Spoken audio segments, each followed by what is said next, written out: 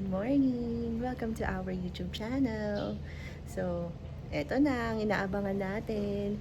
Kasama na namin si Jilly. Yan na siya. So, mainit. Anyway, our agenda for today ay maghatid ng anak. Samahan niyo ko ngayon. But before doing that, nagpagawa na rin kami ng breaker bago pa makarating dito si Jilly. So, meron dito malaki at meron ding maliit. So, dito namin sinasaksak si Jilly pag nagcha-charge kami. Ito, ang sabi ng husband ko, fast charging to. Tapos ito naman, slow charge. Right now, slow charge pa lang ang nagagamit namin kasi hindi pa kami nabibigyan nitong fast charge. So, halimbawa, when we say fast charge, hindi to kasing bilis ng mga nasa mall. So, kung halimbawa, 10 hours tayo nagcha-charge dito sa slow charge, dito, mas mabilis ng kalahati. So, 5 hours naman yung charging dito sa fast charge. Halika na. Mamaya, marami pa kayo chichika sa inyo. Maghatid muna tayo ng bata, Oo nga pala, guys. Gusto ko lang din sabihin, sinasamahan niyo ako magsara ng gate. Gusto ko lang sabihin, syempre, yung vlog natin. This is for users ng Jilly GX2. Kaya nababasa ko yung comment na nandun sa unang video natin. Pagpasensyahan nyo na, I am not an expert. I am a mother. Na nag-stop ako ng working to become a mother. Full-time mother, no? Asan na ba yun? Halika na, guys. Maghatid na muna tayo ng bata. Let's go! Kana? So guys, pumarada muna ako. Come on. Time. Tama ba? Napindot ko ba? Ayan. Ito yung aircon, guys. Ang init. Apakainit. So guys, bumalik muna ako dito sa parking area. Mag-storytelling muna tayo. Hi guys, so hindi ko napakita kanina bago tayo umalis ng bahay kung ilang percent ako nagsimula. So this is 52%. Ngayon nasa 46% na lang tayo. Nasa mga 15 kilometers yung biniyahe ko today.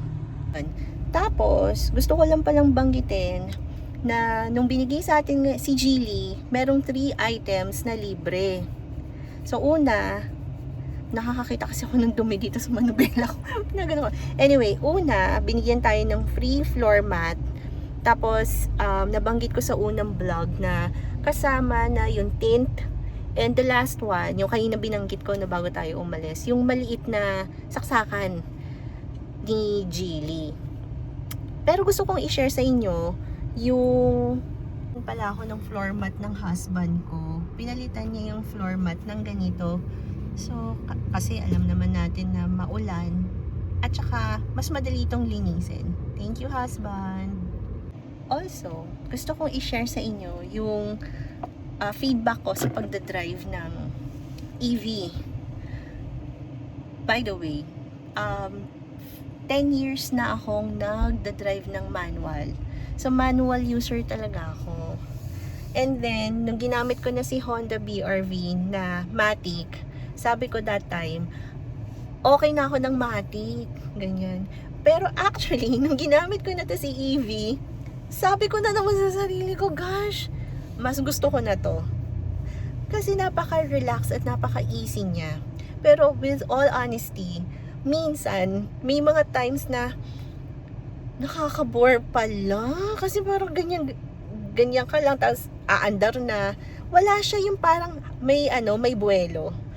Pagka-apak mo ng gas, diretso na agad siya.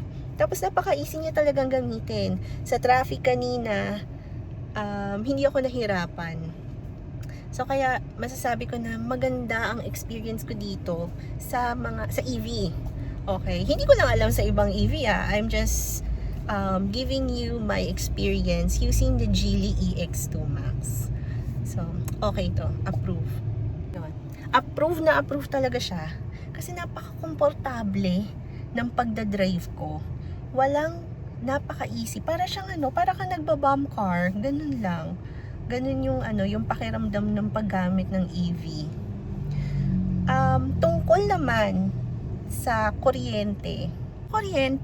For example sampulan natin. Yung gasolina nyo, nagpagasolina kayo ng 1,000. Pagdating kay EV, ang equivalent ng 1,000 niyan is around plus or minus 300 pesos. So, ang savings nyo, mga nasa around 700. As of date yan guys hindi yan bawa, 'di ba? As of date meaning to say, kinompute ko siya based dun sa gasolina natin ngayon, based sa unit charge ni Meralco ngayon. Okay, so para sa akin, malaki talaga ang tipid nito. I agree 100% na tumaas talaga ang Meralco bill nating lahat.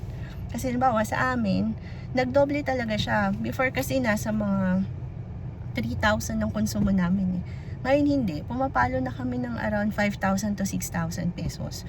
Pero I would like to remind you guys na when you do your math, i-compute nyo yung savings or yung numbers nyo, i-base nyo not on the appliances that you're using at home. 'Di ba? So para maging apples to apples, mag-compute kayo ng based dun sa gasolina nyo versus dun naman sa konsumo nyo dito kay EV. Ganun nyo siya i-match. Kaya ang binigay ko na lang sa inyong example is the 1,000 and the 1,000 gasolina. Kung 1,000 pesos ang ipapagasolina nyo, magkano yung equivalent nun? That's around plus or minus 300 pesos. And so may savings kayo na 700. Hindi ba't maganda yun? Okay yun. Ako I'm speaking personally. Para sa akin, malaking tipid yun. Yung 700 pesos, pwede nating ipandagdag yung pamalengke. O kaya pandagdag nyo pang tuition fee. 'Di ba? O kaya pang other gastos ng bata. Okay? Thank you. Yun lang. Nagutom ako guys. Samahan nyo ako. Nagugutom ako. Let's go. So guys, andito ko ngayon sa Marikina Market. Malapit yung school ni Anya. Ito pinakamalapit na na pwede nating kainan. Dami ulam. Sa pong munggo. Tapos ito po, yempo ba to? Munggo. Mali, kain. Ganun pa karami to. Ganun karami. Hop. Tap na munggo. Tayo natin yung kawali. Tayo mo naman ang gusto yun. Hop. The best bite. Cheers! So guys, 185 lang yung kinain ko. Ang sarap. 2 ulam, coke, 1 rice. Tara, mamalengke na tayo. Let's go. Daming kakanin, no? Ang pareho lang to ng presyo ng pinagbibilan ko. Dito na ako bibiling itlog. Thank you po. Lalo. Thank you. Time check lang. 12 o'clock. May 30 minutes pa tayo. Yun, kailangan ko ng ampalaya. Yan. Hagin natin dito yung itlog.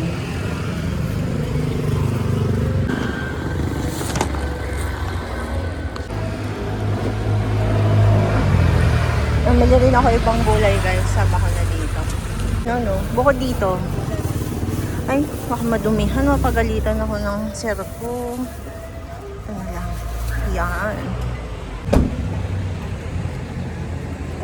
Guys, pakita ko lang din tong harap I'm sure napapanood nyo na to sa ibang mga vloggers. Pero dito, usually nilalagay ko yung mga basa. Kung ano man yung dito, anything na basa dito, magagamit natin to. Ito, naaamoy ko yung yung isda. So, naglagay ko na isang araw ng isda dito. Okay, come on. Ang aga pa pala. Bumalik muna ako dito sa sasakyan. Ang init kasi doon, hindi ako makatambay. Pero, meron ako na-discover guys, papakita ko sa inyo. Tadan! Tadan! Disney Princess, may pailaw. Pero paipitan. Diba? Natin yung kabila. Oh. Disney Princess din. Parehas. Ang dami nangyayari. Meron pa. May na-discover ako. Camping mode. Tingnan nyo. Sino nyo to? Dala. Ayan. Kita nyo ba to? Merong camping mode. So, habang nag-aantay kayo, halimbawa, katulad ng ginagawa ko, nandito ako ngayon, nag-aantay ako sa anak ko, kinamping mode ko siya. So, isipin nyo na lang, nagka-camping kayo, magsasaksa kayo ng mga external devices dito sa kotse. Pwede. Just select the camping mode. Yan, diba? O, ito na, totoo na talaga to. Let's go na. Come on, Anya, let's go home. Come on, let's go.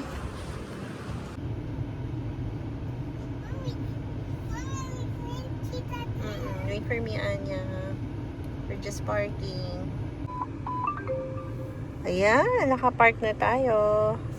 Okay guys, hindi ko na syempre pinakita yung from school papunta dito sa, pumunta pala akong SM San Mateo. Bibili lang tayo ng electric kettle kasi nasiraan ako ng electric kettle.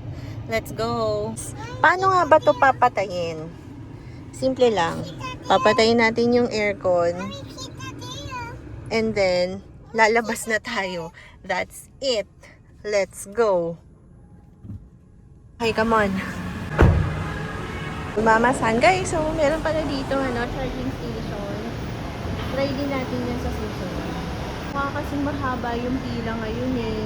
Pero tingnan natin, tanong natin kung may pila nga ba. Para kasi sa mga gilid, may mga nakita akong BYD.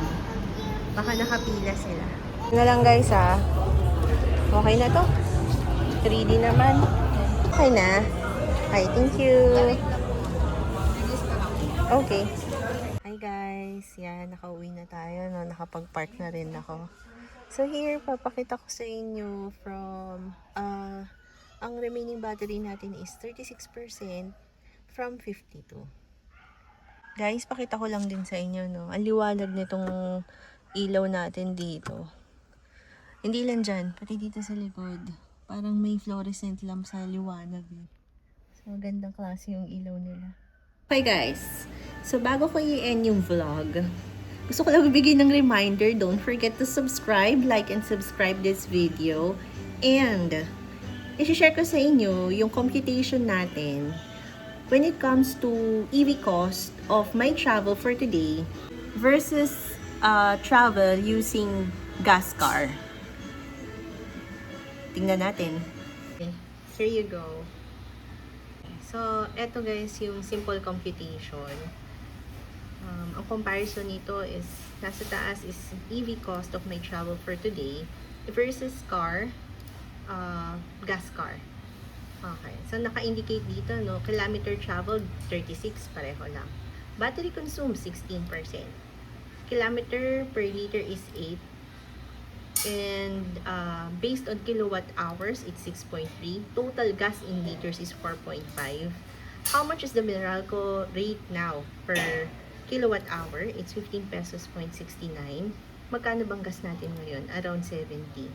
Naka-indicate dito, kapag tayo ay gumamit ng EV, ang total cost ng travel ko today is 98 pesos. Around 99 pesos.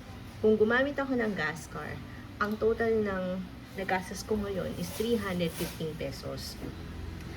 And so, kung i-minus natin itong dalawang to, ang total savings natin is nasa 216 pesos, which is equivalent to around 69 to 70%. Parehas nung binigay ko sa inyong sample kanina, diba? Nung nakatambay tayo sa school ni Anya. Ayun.